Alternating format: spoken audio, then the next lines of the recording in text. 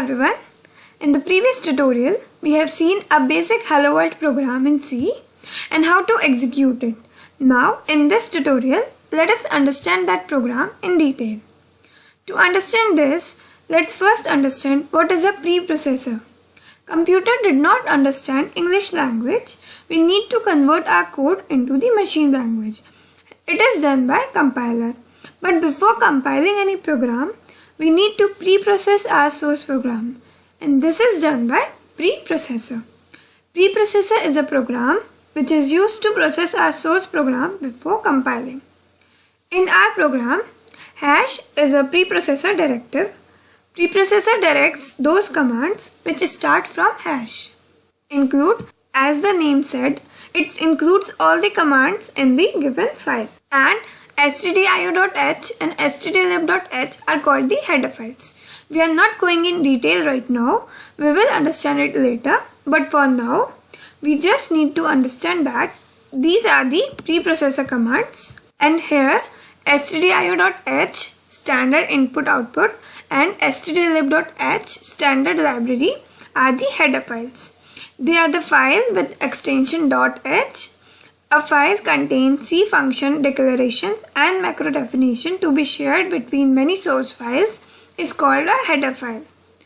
Now let's talk about int main. We know int is a data type. Here main is a function which returns an integer data type value, and that's why we are writing return 0 here.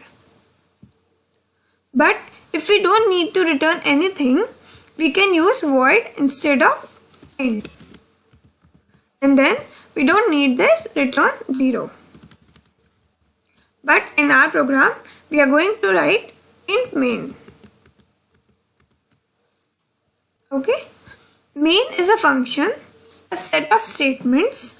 All the statements that are written in main are enclosed within a pair of braces. If you don't understand the concept of function, don't worry, we will discuss in our upcoming tutorials. But for now, understand that it is necessary to include main in our C program. Printf is used to display text onto the screen.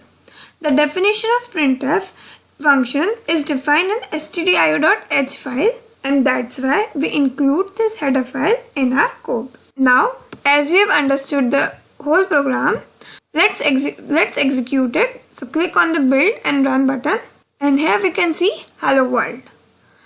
This is all for today's tutorial. Before ending this tutorial, there are some frequently asked interview questions based on our study till now. We will soon starting a series in which we will discuss the answers of these questions. So be updated and stay tuned. Hope you have enjoyed this tutorial, and if you find any queries regarding this, you can contact us at our email. Thanks for watching.